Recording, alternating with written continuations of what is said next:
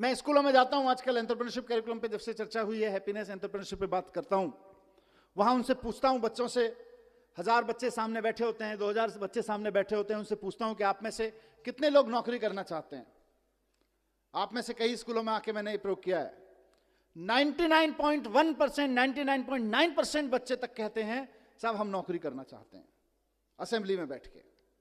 मेरा सवाल हर जगह यही होता है, और आज भी मैं उसी सवाल के जवाब में एंटरप्रेन्योरशिप कैरिकुलम की बात करना चाहता हूं कि अगर हमारे स्कूलों से निकलने वाले 99.9, 100% बच्चे अगर नौकरियां ढूंढते रहेंगे तो फिर नौकरियां देने वाले कहां से आएंगे? अगर हम सिर्फ अपने स्कूलों से नौकरियां ढूंढने वाले लोग पैदा करेंगे तो नौकरियां देने वाले लोग कहां से आएंगे? उसका जवाब एंटरप्रेन्योरशिप कैरिकुलम से हमें निकालना है। हमारी अपनी प्रॉब्लम्स कितनी हैं? हमारी प्रॉब्लम्स हैं कि आज हमारे यहां लड़के लड़कियों को हम बहुत अच्छा पढ़ा के उनके हाथ में डिग्रियां दे रहे हैं, लेकिन उनकी बेचारों की स्थिति यह है कि देश के किसी भी कोने में अगर किसी सरकारी डिपार्टमेंट में चपरासी भी की नौकरी निकलती है तो पीएचडी, पोस्ट ग्रेजुएट, ग्रेजुएट लड़कों की लड़कियों की लाइन लगी होती है। 3-3, 4-4 हजार बच्चे उसके लिए अप्लाई करते हैं, लाखों लोग उसके लिए अप्लाई करते हैं। क्यों? क्योंकि हमने पीएचडी की डिग्री तो दे दी, नॉलेज तो दे दी, पोस्ट ग्रेजुएशन की डिग्री तो दे दी, नॉलेज तो दे दी, ग्रेजुएशन की डिग्री नॉलेज तो दे दी, लेकिन उसका करना क्या है ये नहीं दिया।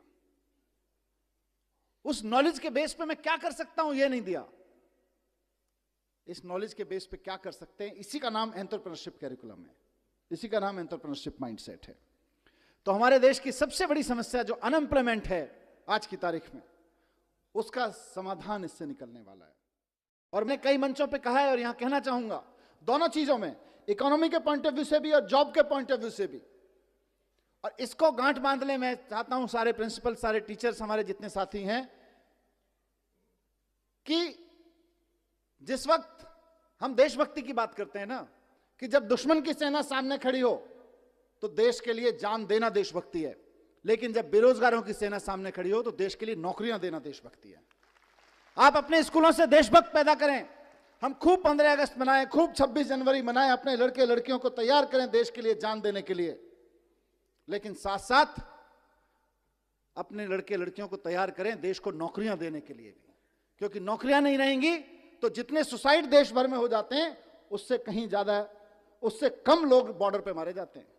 अगर आप बॉर्डर की बात करें तो अभी दुश्मन की सेना से जो खतरा है वो तो होता ही है, किसी भी मुल्क को होता है, लेकिन सबसे ज्यादा खतरा देश के नौजवानों को आज बेरोजगारी से है। और बेरोजगारी का मुकाबला करने के लिए हमें देशभक्त पैदा करने पड़ेंगे, ऐसे देशभक्त पैदा करने पड़ेंगे जो हजारों लोगों को नौकरियां दे सकें। आज देश नौकरियां देने को देशभक्ति से जोड़ने की जरूरत है।